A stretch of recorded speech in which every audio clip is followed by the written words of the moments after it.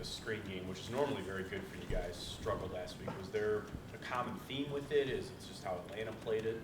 It was just one of those days. We screen game is a big part of what we do, and we did not execute. There was a lot of potential yardage out there had we executed, but we have to. That was an area of emphasis for us, is just being better in the screen game. Put extra emphasis on the red zone in a week like this? I mean, is there anything more that you can do than you were doing before to get that going? Really just execute. We didn't execute well down there. That was disappointing. We targeted that as an area where we wanted to be efficient and score touchdowns in the red zone. First drive we got right down there and came away with no points. So definitely a target for us moving forward. We got to execute better down there. Can you go with the hurry up there on that third one? I mean, I'm assuming that's something you work on all week. Why did you think that would be effective in this situation? Anytime you jump the ball and go, you often catch defenses off guard or misaligned or in a hurry to get set and not playing their best techniques. So it's been successful for us many times. Unfortunately, that one it was not. What do you like Farrell Brown? Do you think he could help you this week? We'll see. We'll see where he's at by the end of the week. Getting here really today for the first time, having some meetings last night.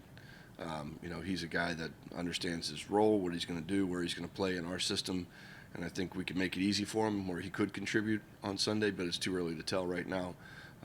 But liked him when he was here last, and impressive with his ability to block in the run game. He gives us a ability to have a true big Y in there that can help you in the run game and still contribute in the pass game.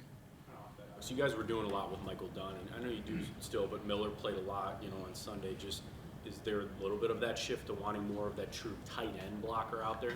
I think so. I think that's something that we feel comfortable with as an offense. The last 2 years, going into this year, really didn't have that big third tight end body, and I think now that gives us that ability to stay on the field with 3 tight ends and be more multiple in those groupings. What's the mentality of going with an unconventional play so early in the game, like a flea flicker, the reverse tight end play? It's so early in the game, like last week. Just keeping everybody off guard, really.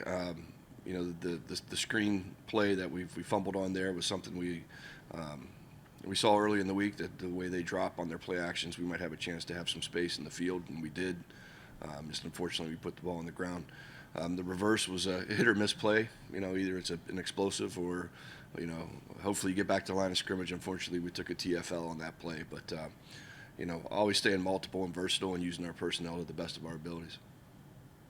James do for their defense, and how much do you have to account for him literally every? Yeah, he's definitely a guy that that you definitely have to be aware of, both in the run game, the pass game, the pressure game when he does blitz. We need to treat him like he's a linebacker type. He's not a DB in our minds. And so we have plans for him, obviously. In the run game, it's important to make sure you understand where he is and who has him in the scheme. So he's a guy early on that we've isolated as, hey, we need to make sure we know where number 3 is at all times.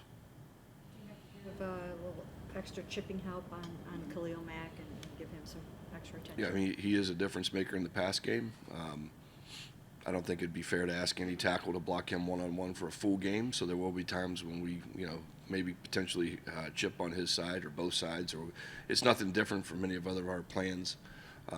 But, we feel good about our matchups. We like our tackles, but we always look to help. When you look at Mack, does he remind you of anybody else as a pass rusher in the league? Put me on the spot there. I know that he is powerful. He's a little different than most. He reminds me a little bit of 97 last week because his ability to bend, his athleticism, and then he brings that extreme power to push the pocket and collapse it. Obviously, a really good player. Has been for a long time. So he's the other one. And you look at their defense, the defense, when we talk about them early in the week, we definitely have to know where 52 and number 3 are. So Harrison Bryant's been on the injury report this week. So the Farrell Brown pickup wasn't a result of that? You'd have to talk to Coach about that one. I'm just glad that Farrell's in the building now and excited to see what he can do in the future. I think Jedd's been doing. He'll face Khalil, I would think, a decent amount Sunday. Yeah, no, I think Jedd played probably one of his best games of the year for us last year. I mean, he was physical. He was really good in pass pro. Strong in the run game. So like where he's at right now, coming off of his best performance, expect him to continue that.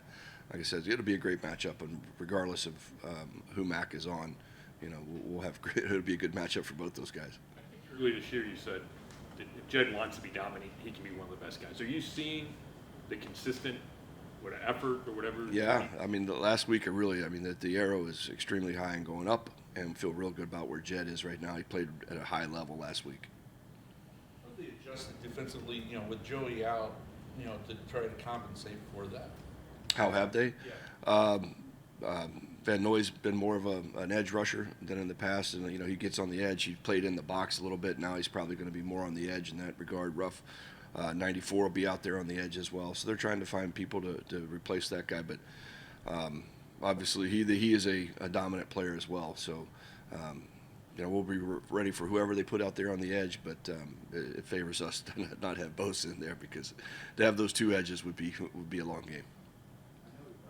Kevin talks about 1 and 7s instead of 3s. Right. All in general.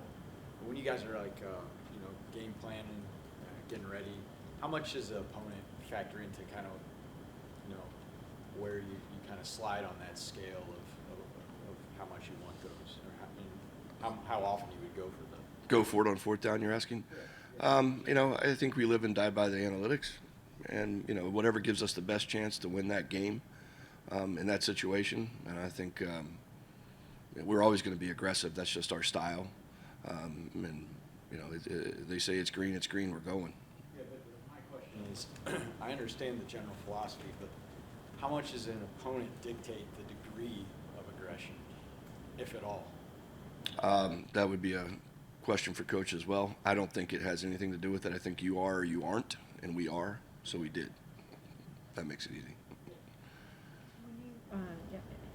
Are you cool with throwing it 2nd and 1 in the one that Wyatt got the holding on, and why is that an okay thing to do there? I guess if it works. Felt really good about the call at the time. Had repped that play for multiple weeks leading up to that game, and it was ready to come off the call sheet. Felt good about it, and they gave us an unscouted look that we had not seen. Ideally there in that situation, you like to just throw it away, get the ball out of your hands. Unfortunately, we take a holding penalty, and it backs us up. And that one was tough. But the call was great. Just the look wasn't what we expected. Overall, what are you seeing and learning about your center, Ethan? He's quietly playing extremely well. There's not a lot of glaring issues in his game at all. He's really stepped in and not missed a beat. Does a great job of getting everybody directed in the run game. Rarely is there a situation where we're unsure of where we're going, who guys are going to. He's really good in communication. Understands our protection schemes extremely well. Gets us in the right calls in protection as well. And then physically, he's playing well right now. So really happy with where Ethan is. Jacoby makes it sound like he's so good at quarterback sneaks because he's big and tall. Is it that simple? Big and tall and heavy.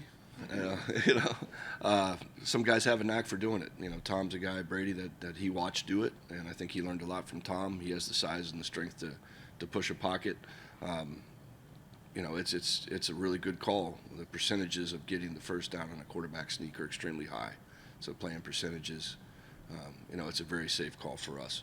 Do we want to live in that all the time? And obviously we need some tendency breakers here or there, but we feel like if we call the sneak, we have a real high percentage chance of picking it up with his abilities and our line up front.